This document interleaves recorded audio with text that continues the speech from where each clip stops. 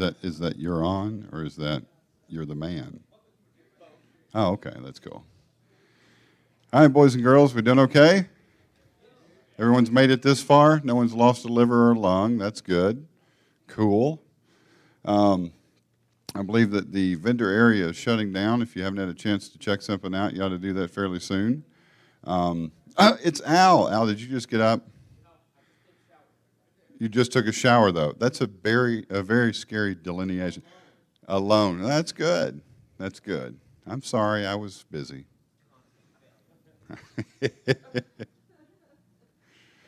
I know. You were with someone. Anyway. But you know what? The water makes the adhesive on the duct tape start to give after a while, and then they left, right? No, I'm trying to be green, so that's why I have as many people in there as possible. Oh, okay, I got you. Throw a bar of soap in the middle and just rub around until everyone's clean. There we go. All right.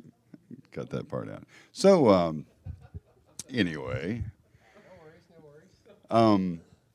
So I'm here with Alex Kirk. He's going to do our next talk. And we had asked everybody if you had someone in your past that had mentored you, that had helped you get your start, if you had a small story that you could pass on about it. There's a couple of people that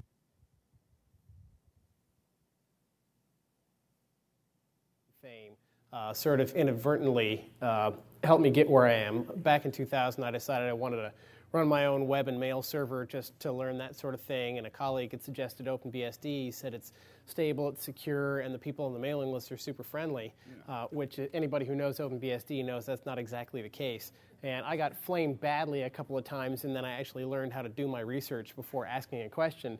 And being a researcher now, I mean, that really was a key point along the way.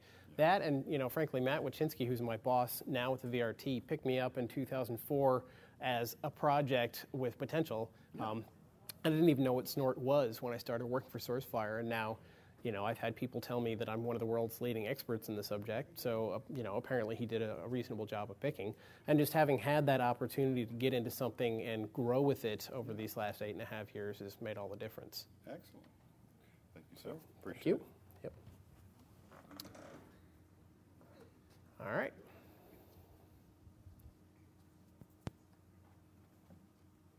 So, all right, let's get rolling here. So this is lifecycle and detection of an exploit kit. So I'm going to start out briefly here with an overview of who the Sourcefire VRT is for folks who might not know. We were founded back in 2001 along with Sourcefire as a company. Obviously, your IDS is only as good as the signatures that come with it, and so they sort of realized very quickly that it was worth having a group dedicated to that within the company. You're not going to be able to sell much if you're not detecting much. There are 35 of us within the VRT these days. The core team is based out of Columbia, Maryland, which is kind of halfway between D.C. and Baltimore. We've got additional offices scattered around the planet from Austin to Calgary, San Francisco, Toronto, and Germany. And the mission statement that the marketing folks like us to put on these slides here is that it's our job to provide intelligence and protection to allow our customers to focus on their core business. And really what that boils down to is it's our job to sift through all the exploits that are out there, all the malware, all the crazy things going on in Pastebin or whatever, and distill that down into a useful product that you can then go and deploy on your network to protect yourself from whatever is out there instead of having to do all that sort of hard work yourself. So I don't know if you can see down in the bottom right-hand corner there, that is one of the little pink squishy pigs that they're giving away the green versions of here at this conference. You guys are actually lucky because those green ones are considered to be rare and super sought after even within Sourcefire, so you should definitely get your hands on those while you can. But I like to put this picture up for a couple of reasons. One is because it's always awesome to have fire in your presentation, but also because it kind of it typifies who the VRT is as a group. There's a lot of times where, you'll get 2 or 3 0 days popping up in a week, and we'll put in an 80, 90-hour work week making sure that we've gone through and we've figured these things out and we've provided detection for them. And when we're done with that sort of thing, instead of all just sort of dispersing back to our little corners of the world and being sick of each other, we'll get together and set something on fire or launch a pig up in the air. There's all sorts of great videos. If you look for Sourcefire VRT on YouTube, you'll see all sorts of goofy things that we do. And it really is a family more than it is just a bunch of coworkers. And I think that matters in terms of the work product that we produce, because people who enjoy working together and enjoy what they do are going to produce a higher quality product than people who are just there to draw a paycheck. So that said, let's move along to the actual subject matter here. So, I'm talking today about exploit kits, and obviously I want to go ahead and start by defining what is an exploit kit for anybody in the room who might not be familiar. So they are essentially a whole bunch of vulnerabilities that are all packaged up and ready to go that are deployed against desktop systems. And all of them are very heavily obfuscated in order to, thwart detection by AV or IDS or whatever. It's actually, most exploit kits are being sold on the black market these days. And you'll get actual updates from the providers of the software on a regular basis, sometimes as much as a couple of times a week, such that anytime a new detection company comes out with some sort of routine that flags these things, they'll tweak a piece of it in order to get around that detection system and make sure that they're still owning all the clients. And the whole process is highly automated. It's kind of like Metasploit, but much more evil. Point, click, own, and it's something that goes through one exploit after another, after another, after another, until you actually get to a point where you break into a system. The scary thing about the whole situation is that there used to be a really high barrier to entry to owning a desktop system. You had to understand either buffer overflows or heap sprays, and you had to be able to write your own shell code. You had to really have a level of knowledge to get into somebody else's computer. These days, really all you need is a few $100 and knowledge of which Russian forum to go to, and you too can be creating a botnet of millions of machines if you're doing your deployment of the kit right. So the other question is, why should I care about exploit kits? I mean, why do these things matter? And the reality is that they have become one of the most popular vectors for delivering exploits to user systems on the internet. Back in 2009, nobody had ever really heard of an exploit kit. I mean, they might have existed somewhere on the underground market, but they really weren't a big deal. By 2010, they had started to emerge. You were seeing researchers talking about them as a big breaking thing and something to watch out for. And because of the fact that they took away that barrier to entry and made it easier to commercialize the process of owning other people's systems, they've really turned into one of the most important ways to deliver attacks, on a mass scale these days. Obviously, you're still getting targeted things hitting individual companies and things like that. But if you're talking about, I want to have a botnet of 1 million machines, then it's almost certainly going to come from some sort of a standardized exploit kit. And the more important thing is that a lot of security solutions don't do a particularly good job of detecting these things. Because they sort of emerged on the scene so rapidly, there were a lot of companies that didn't dedicate the resources necessary to sit down and figure out how these things work and how to detect them. And so we sort of figure as the IDS vendor, well, if nobody else is doing this or very few other people are doing this, then it's our job to make sure that these things are taken care of and end users are protected. So, all right. So how is it that the average user is going to fall victim to an exploit kit? So all of these things are web pages. That's the way they operate. That's how they're able to automate the whole process. And they all are, exploiting either browser bugs or Java bugs or PDF bugs or things like that. And it's possible that you'll get redirected to one of these things off of a legitimate site. Sometimes you'll have advertisements delivered, on legitimate sites like CNN or the New York Times or whatever that will shoot you off to some other attack. But the reality is that it is actually much more common to get some sort of a phish, showing up in your inbox, and you click the link, and the next thing you know, you've been owned. Sometimes these emails are the Prince of Nigeria scams that are really obvious, and anybody but the least educated user is going to be able to look at them and go, hey, something's wrong here, and not click on them. Some of them are actually really well done, and my wife, who's sitting in the back of the room there, I've actually trained well enough that she will forward me emails sometimes and say, hey, honey, I think this looks like a phish, but I'm really not sure. Can you look at the source code and make sure that it's cool before I click on this link? So, I've got a sample of one of these exploit kit emails here, and this is sort of one of the standard things you'll get is a PayPal transaction. You sent a payment of $561 to some random person, and obviously if if you're one of those people who does late night eBay or anything like that, then, if you get one of these things in the morning, you go, oh, holy crap, what did I do last night? I don't remember clicking on that. And, you'll be very suspicious and want to immediately go and verify what's going on and cancel the transaction if possible. And if you look more closely here, you'll see that, obviously instead of these links going off to PayPal or eBay or anything like that, they're going out to, different websites on the internet, camerasurveillanceenquipment.net/WPAdmin, pal.html, clearly not anything associated with PayPal or eBay.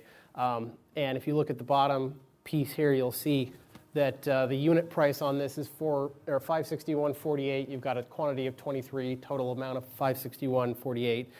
There's a lot of red flags if you're paying attention, but if that's just one of those things that you see in your inbox before you've had your first cup of coffee and you click blindly, well, you're probably going to get owned.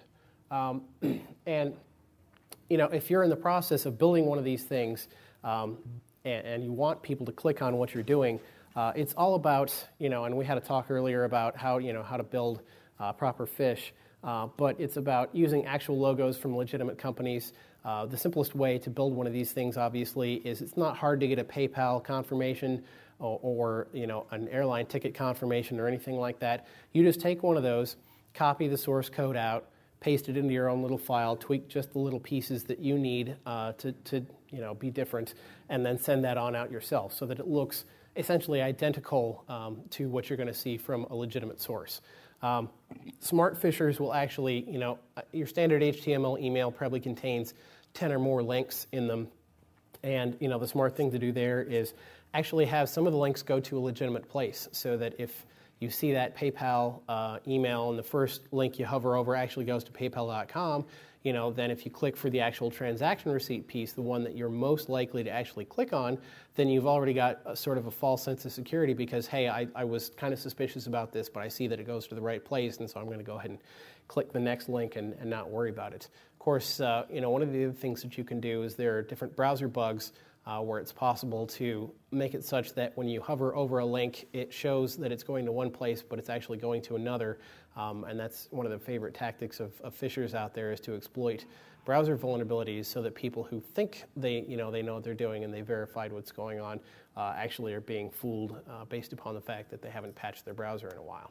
So, all right, so what actually happens when you click on one of these links, since we're talking about the whole process here? And the answer actually varies very heavily based upon who sent you the email and what's going on in the background and all that.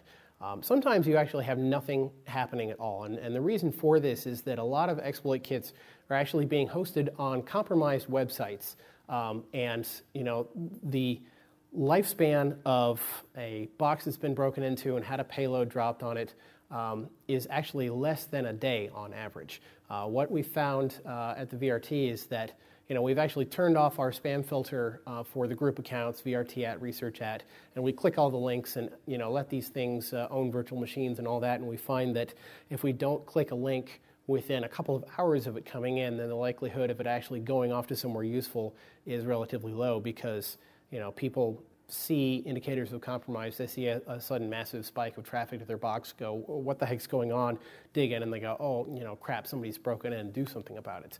But one of the key things is you noted in that earlier email that it had WP-admin as part of the URL.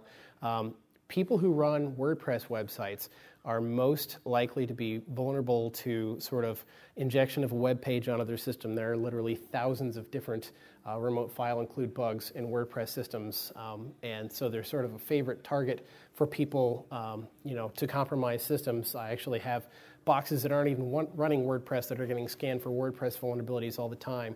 And so if you see an email and it actually includes a WordPress style link in it, then whatever you do, don't click on it because chances are exceptionally high that you're going to be dropped off to an exploit kit of some kind. And sometimes, of course, you'll get a kit that is live, but they haven't set up right, and you get a funny looking page. But more often you get something that looks very polite. It will say something like, loading, please wait. And that's all there is to it. And the beauty of it is, from sort of a social engineering perspective, is that as humans, we've all been very well trained to wait for computers while they load. Actually so well that I was taking a U.S. Airways flight a couple of weeks ago, and as I was checking in at the automated kiosk, I noticed that one of the pages actually said, "Loading, please wait," and there was nothing else on it. And so these people are taking advantage of human psychology, and training to sort of say, okay, I know it's going to take a little bit of time to load up all these things in the background and do what I need to do, but if I tell people, hey, hold on a minute, it's going to take some time to get this rendered, they're actually going to do that instead of closing the browser window and breaking this thing before it has a chance to do what it needs to do. So in the background, what's actually going on here is going to be a chain of redirections, generally speaking. Because if you're talking about having dropped these exploit kits on a compromised site, well, you want something that is a little bit more reliable to actually drop your end payload if at all possible, and so you'll send it off to a VPS that you might have in Russia or someplace like that that's a little bit more bulletproof. And if nothing else, even if you just chain it through a whole bunch of compromised sites, it makes it more difficult for authorities to track down. And what you find with that process is that, again, the whole process has been commoditized and simplified and commercialized.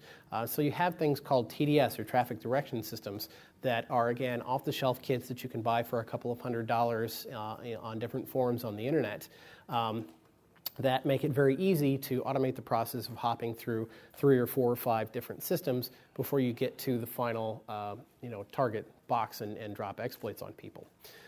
So the good news from a detection perspective, from somebody like me who's actually trying to figure out how these things work and stop them, is that people who use standardized kits end up with standardized behavior, which makes it relatively easy to track down and generate alerts on these things. So TDS Sutra is one of the most popular of the redirection kits out there, and it uses actually a very obvious entry point where it's some domain / in.cgi and then 1 or 2 digits. So you'll see from the sample that we had earlier, bbcnews-money.net /mine/in.cgi question 20. Okay, and the cool thing about that is, as we were starting to study all this ourselves, we put out snort signatures for this, probably 6 months ago or so, based upon the IDs that I've got there, and we've never yet had a single false positive based on these signatures. You would think that something as small and as simple as in.cgi question mark and a couple of digits, some other thing would use a similar scheme and that you'd get false positives based upon that, but the reality of it is, not so much. It actually works very consistently. And occasionally you'll see this redirecting to ads as part of some ad fraud scheme or something like that, but more often than not, you're being sent off to something actually malicious that's trying to compromise the system. So once those redirects finish and you get to that final page that's dropping the payload, you get to a chunk of code that looks something like this, okay? And even if you can't read the whole thing in the background there, it's pretty obvious that something is funny going on, something funny is going on here, something complicated, and you might wonder, well, how exactly does this work? So it's actually a fairly simple process once you sit down and analyze the JavaScript. So you can see here that this is basically just a loop that goes over an array of characters, and it does some comparisons of, what is the numeric code for this character, and if it's in this range, then apply this transformation. If it's in a different range, apply that transformation. And then it goes through and uses the from char code and parse int pieces that are built into JavaScript to actually transform those codes into characters before it's finally evaluated using the eval command that says take this string and parse it as if it is a command. And the thing of it is, it's simple to write one of these things, and simple to decode them. Obviously, you don't want the code to be too complex, or the browser is going to take too long rendering it, and people wonder what's going on. You might get a browser crash on slower systems, etc. But what that means from a detection perspective is that because it's math, you have infinite variability in the number of ways that you can, reproduce the same exact underlying chunk of code, which of course makes my life difficult as somebody who's looking for a pattern or a signature based on these things. And I've got a decoded version of that sample that we had there that shows you how complex these things are. There's actually a heck of a lot of code that goes into them. It's difficult, obviously, to read any of that, but there's everything from instantiating vulnerable ActiveX controls to checking the browser user agent string and only deploying certain payloads based upon which system is behind, the exploit kit there. So, thankfully, for somebody who is trying to actually find these things in the wild, there are actually a number of sneaky little tricks that we use to catch these kits. The reality of it is, because this is a commercial solution and these guys are ultimately trying to make money at the end of the day, they take shortcuts sometimes, and you can pick up on those shortcuts and do something cool with them. So there are little chunks of that initial encoded page crossing the wire that we've seen remain relatively static over time. So you've got this prototype XYZ catch QWE piece. Well, they randomize the XYZ and the QWEs so that they're whatever different letters you want, but they always remain 3 characters and 3 characters. And that particular string with that particular spacing, and we know that those pieces are variable, we were able to write a signature based on that chunk of code and have it be reliable for the last 3 months or so. Sometimes we go for things that are a little bit more static and they'll only last for a couple of weeks at a time. This other chunk here where it had that exact particular spacing of HTML body script, et cetera, was functional for a couple of weeks, but then died off after these guys figured out what we were doing and updated their kit. One of the things that's worked really well is we've written signatures for every little variant of loading, please wait that we've seen. And again, you would think that just the phrase loading, please wait, might actually trigger a bunch of false positives in the field. The reality of it is that because we can use the HTML tags that they use to generate the size and other things like that, we can actually hone in on the specific version of that string that are being used in these kits and actually never generate a false positive in the field. And it's a process that requires a lot of constant reassessment, but again, that's why I have a job, and that's why you guys are out there paying us to create signatures for this sort of stuff. Sometimes there are other things, based upon which kit you're talking about and what level of sophistication people have, that you see in, illegitimate code, but not legitimate code. And for a good example of this, that's something that's targeted more at a technique and less at a specific kit, is if you have normal JavaScript calls that rely on a mix of ASCII and hexadecimal characters, then somebody is up to no good. And you can see, for example, here I've got create element and then it's hex 44 hex 49v. Well, that translates to div.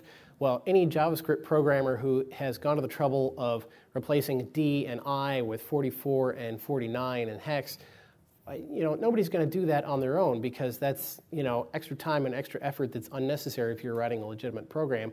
That means you're really up to no good, and so we can write signatures based around the fact that you're using an obfuscation that wouldn't be reasonable to do in a normal scenario.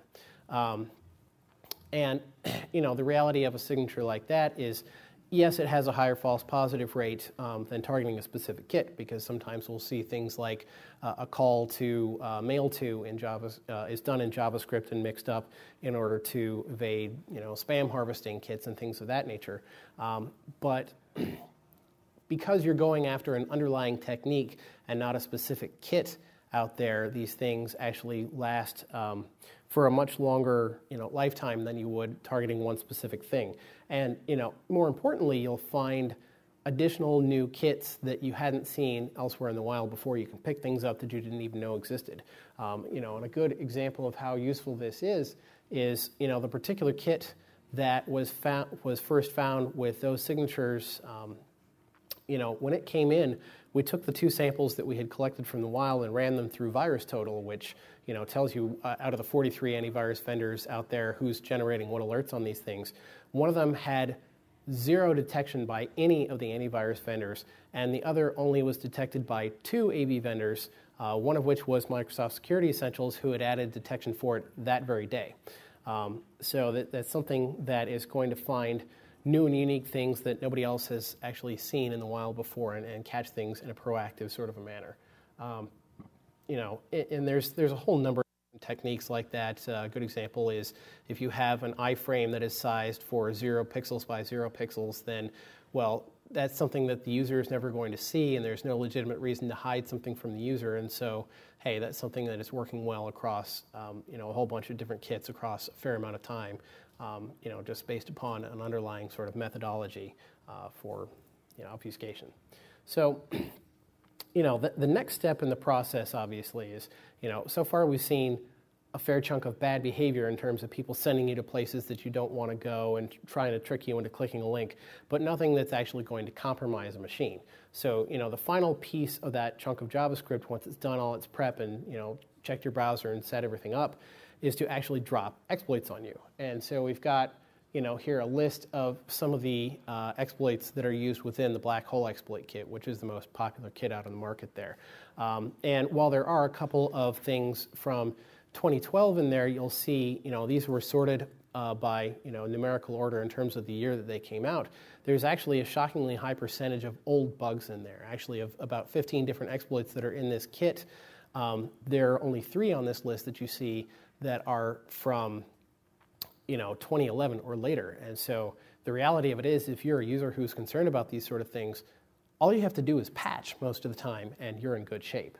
And what I actually have here to prove, what these exploits that are being used is a chunk of a control panel from an actual live installation of the Black Hole exploit kit.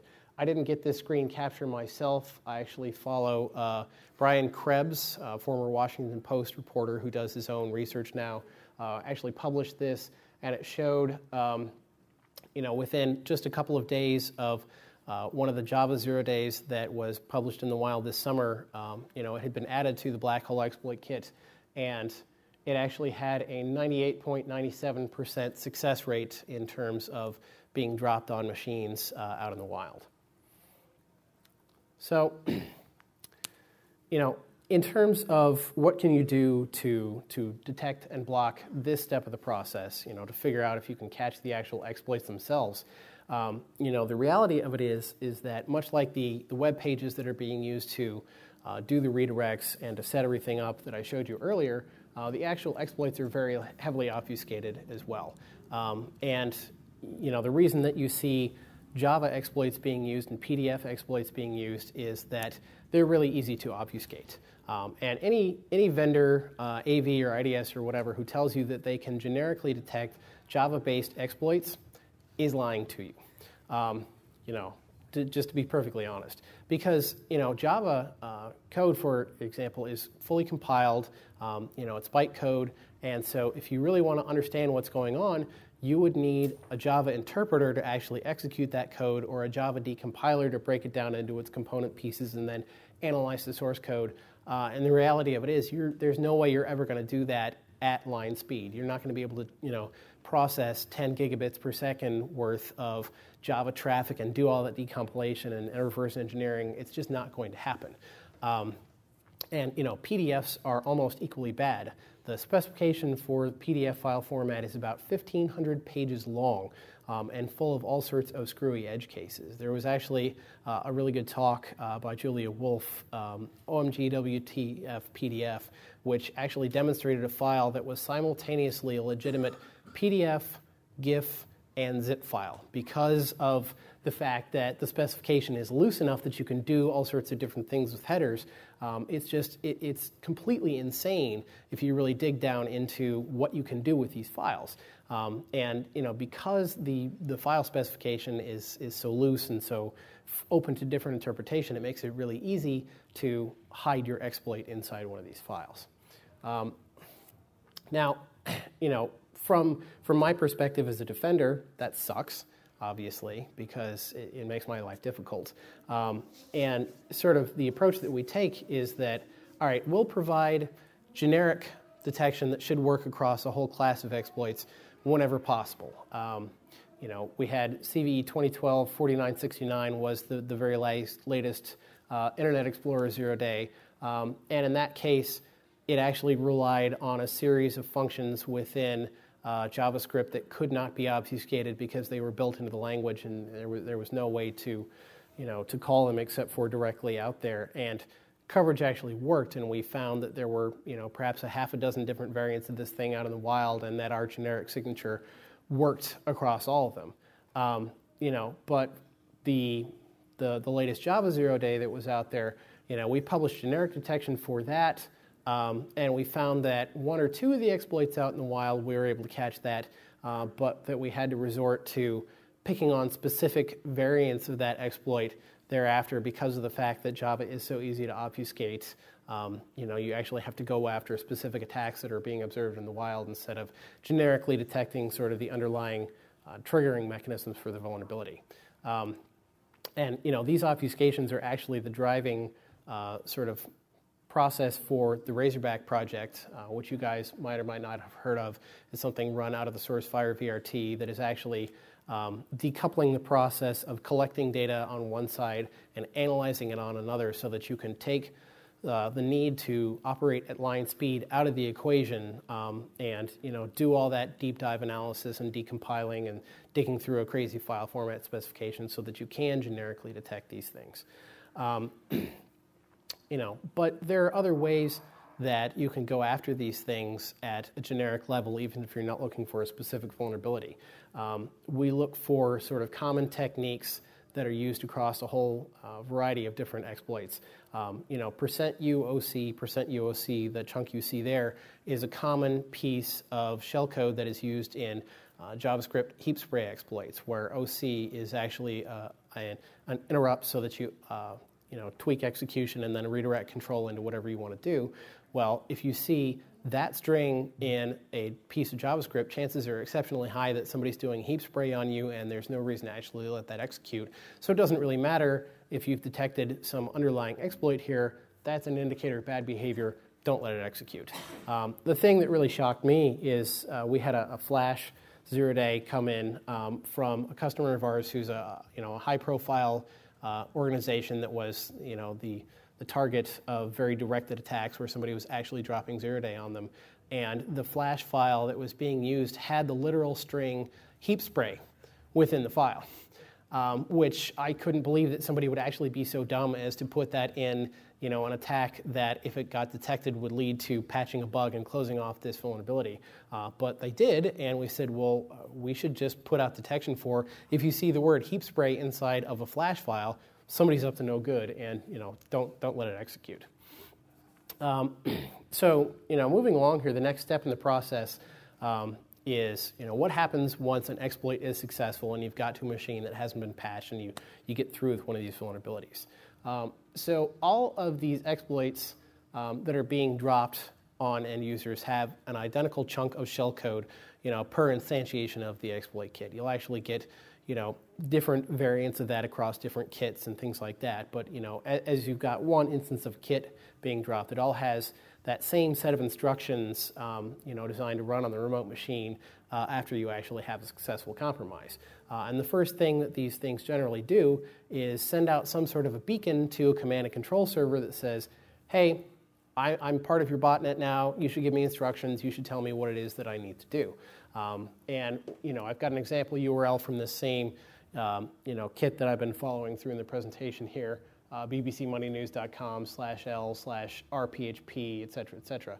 And again, the nice thing is that because these guys are writing something standardized that is being used across a whole bunch of instances, that URL structure is actually static enough to be easily detected. The fact that it has that F equals and then that sequence of alphanumeric characters and E equals and a single digit, we've been able to write a signature based around that has been functional in the field for several months now, detecting exploit kits quite regularly with not a single false positive observed in the field. So obviously once you've broken into the machine and you've called home to the command and control server, the next step is to actually download some sort of executable file to be run on that machine so that you've, now that you've taken control, you want to be able to run code of your choice. And sometimes attackers will actually disguise executables because it's really easy as a paranoid network security administrator to say, hey, I don't want to have any executables being downloaded from the internet on my network. You should only ever install programs off of, USB stick or CD-ROM or whatever sort of technique that you want. But in a lot of cases, you'll see that people don't even attempt to obfuscate executables, and they don't even try to hide because they figure, well, by the time I've got into a machine, I've obviously got to a place where other defenses have failed, and so I don't really care about detection at this point because clearly no one is watching. One of the file names that came down in this particular instance that I'm going through here was calc.exe, which surprisingly enough, was not the Windows calculator. And the funny thing about it is that most security researchers, when they're doing a benign proof of concept exploit to demonstrate that a bug actually works and you do get remote code execution, is they'll pop up the calculator on the screen. And if you ever suddenly see your browser crash and be replaced by a calculator, you should be scared because somebody's messing with your machine. And I just thought it was particularly funny that these guys named their malicious payload calc.exe because clearly they're part of the community and they're either poking at end users who don't know what's up or having fun messing with security researchers. So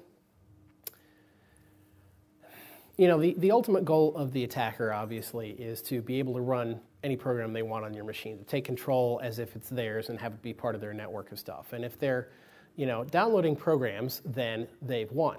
But the question, of course, is what is it that these guys are dropping on machines? What sort of malicious payloads are actually there? And in the process of doing this talk, I took the packet capture from the successful attack, and I took Wireshark and I did an export on the the HTTP objects, and I saved the file down so that I could run an MD5 sum on it and go to VirusTotal and see what the binary was. And when I went to go do that, the file wasn't there. I said, that's funny, I must have saved in the wrong directory. And so I did it again, and I noticed something funny pop up in the corner. It was actually the FireAmp antivirus agent that Sourcefire produces. And you'll have to excuse me for turning into a sales guy for just a second here, but it was actually surprisingly good performance actually out of an antivirus tool. All of Fire engineering folks have to run this tool on all the Windows machines that they've got as part of an effort to sort of eat our own dog food and make sure that we find bugs before anybody else does.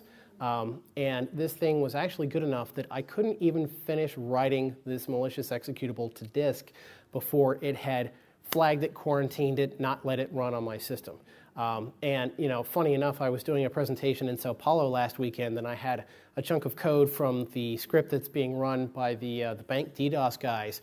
I put some of that code into my PowerPoint slides, and the second that PowerPoint tried to do an autosave of the file, I got a pop-up in the corner from FireAmp, threat detected, and it wouldn't let me finish saving the freaking file until I turned the antivirus client off. So surprisingly cool product, especially out of something that actually runs in about 20 megs in memory as opposed to the hundreds of megs that you'll get out of other products and that sort of stuff. So okay, cool, your antivirus product works. The question goes back to, again, what is it that this file was that got blocked? So it was detected as variant.kz.71538, which really more than anything is proof of how broken the antivirus industry's naming conventions are. It shocks me how 20 or so years into this industry, they still haven't figured out how to name things in a way that's actually useful for users. But the one thing that's obvious based on that name is that it's part of some big malware family if there's 71,538 variants of the same thing. And when I went to Google for KZ, as you would expect a regular home user to do, it wasn't particularly useful. I mean, I got a U.S. radio station, KAZY, and I got some Kazakh food that actually looked kind of tasty, but was not particularly related to viruses, or at least one would hope not. But the funny thing was, if I switched my search to KZ malware, the first hit that popped up was a post on the VRT blog by my colleague Joel Essler.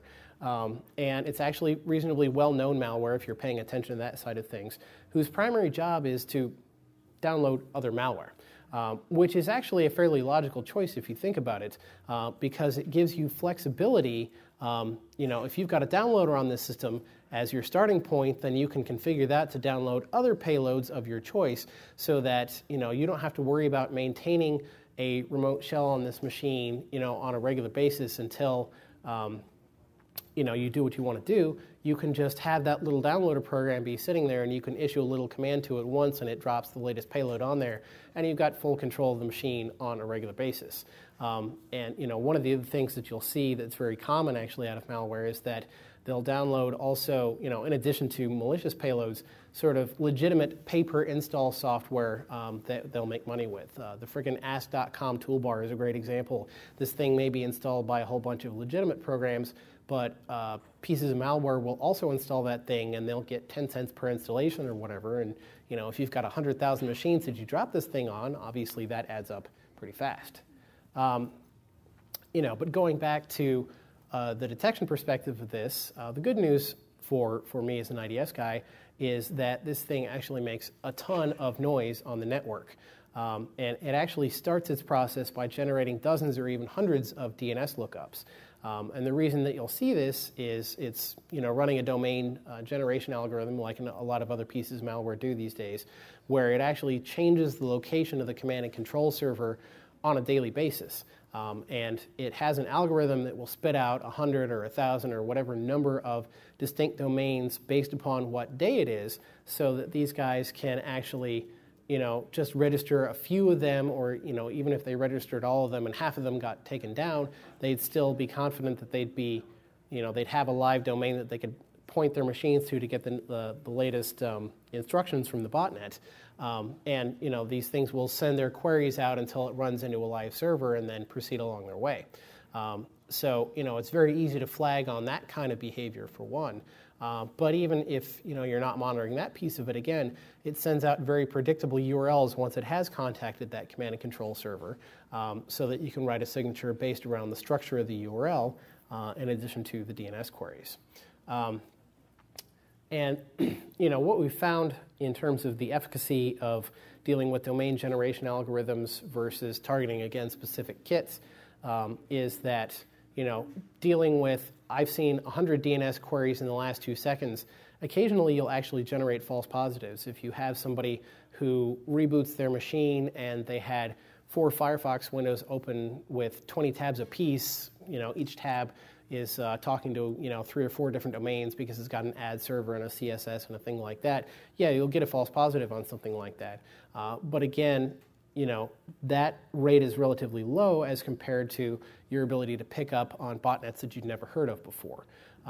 And if you're targeting a specific URL that is used in a specific botnet campaign, then your false positive rate is low, but you're going to miss something if those guys tweak it, or you're not going to get a new kit that nobody's ever heard of before. And of course, phishing is a process that doesn't end with email. This is a screen capture from a Skype phone call that one of our sales engineers in Europe got that said it was, system notice, urgent online repair, and it tried to get this guy to hit a malicious URL by saying that their system was broken, and if they didn't click on this, then they wouldn't be able to stay on the internet for more than a few more minutes. And this guy actually knew enough to say, hey, that's kind of funny, and tried to engage the phisher on the far side, and he IM'd back to this notice, and the name changed to repal.kmz.7, which is obviously not legit. But one of the better sort of phishing stories of all time that I've heard of is one of the guys who writes that FireAmp product got a phone call on an old school regular telephone line that said that, hey, we're from Microsoft, your system has been detected to have a virus, and we need to give you some instructions on how to clean it now. This guy thought fast on his feet, stood up a virtual machine, and said, oh yeah, well clearly you guys at Microsoft know what you're doing, so I'm going to follow all of your instructions, and then recorded the entire thing and just totally trolled the hell out of these guys the whole way through, acting like he was an idiot and trying to get as much information as possible on their back end, recorded the whole thing, and posted it on YouTube. It's one of the funnier messing with a scammer videos I've ever seen. But it all goes back to the fact that Sourcefire is doing this sort of work so that you guys don't have to. This is an example report that is generated by our back-end malware automation system that will tell you, all right, so this piece of malware has anti-debugging and VM detection and It's exploiting vulnerabilities, and oh yeah, it's doing data spying, and it's sending keystroke information back to its command and control server. And we've gone through a whole process to build these sort of tools so that you, as the end user, don't have to do this sort of thing. And we essentially have the power of the cloud and big data and all those sort of buzzwords that you hear on our side.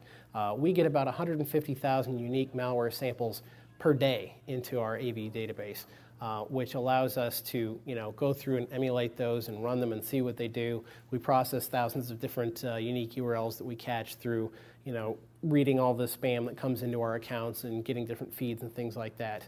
And what that really means is that chances are very high that we've already seen something that you are getting on your network. So if you can call us up and say, hey, we've got malware piece XYZ running around and causing us problems, chances are high that we've already seen it, we've emulated it, we know exactly what it does, and we can generate a very rapid response for you guys. Not only that, we can sift through this giant pile of data where I've got 3 terabytes worth of packet capture data from known infected systems and look for trends, look for interesting things, and use that to sort of reevaluate what it is that we're doing from a detection perspective, make sure that it works, make sure that we're producing the best possible product. It also allows for a lot of sort of research work based upon things that we're seeing in the field. One of the things I'm actually working on right now is, can I figure out a way to find all of the compromised WordPress systems with just a couple of pieces of detection logic? And if I can actually do that, then I can probably have a measurable impact on cleaning up the internet. So the final sort of piece I'll say here is that, regardless of whether you ever buy Sourcefire gear, although I admit that I would encourage you to go buy Sourcefire gear as a stockholder, the VRT wants your feedback from the field. Even with these 150,000 samples a day that we get, even with all the thousands of URLs that we process, sometimes people find things that we don't have because the internet is a big, crazy place and everybody is seeing something a little bit different. And if you are sending us either something new or something that we already had but was sitting in the middle of this giant pile of data, it allows us to actually do something useful with that data.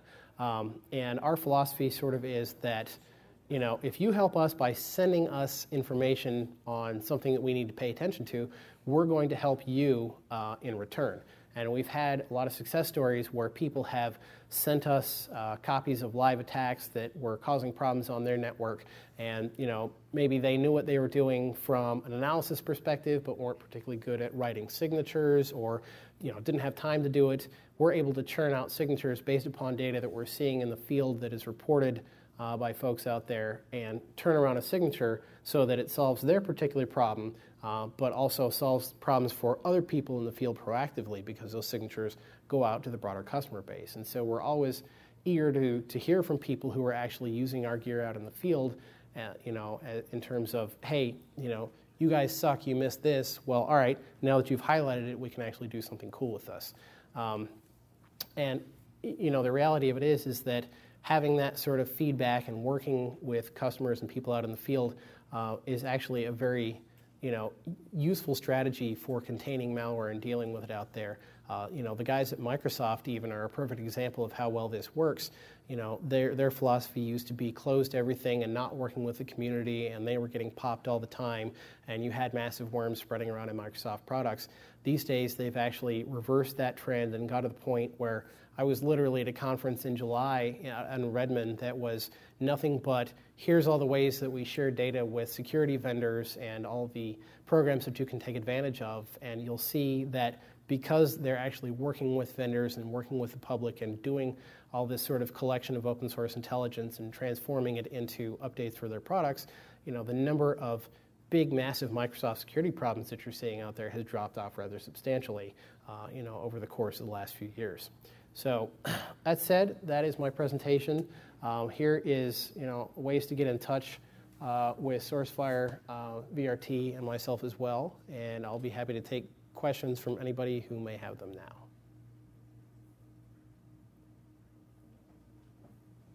All right. That's what I get for presenting to the smallest room I've had all year long.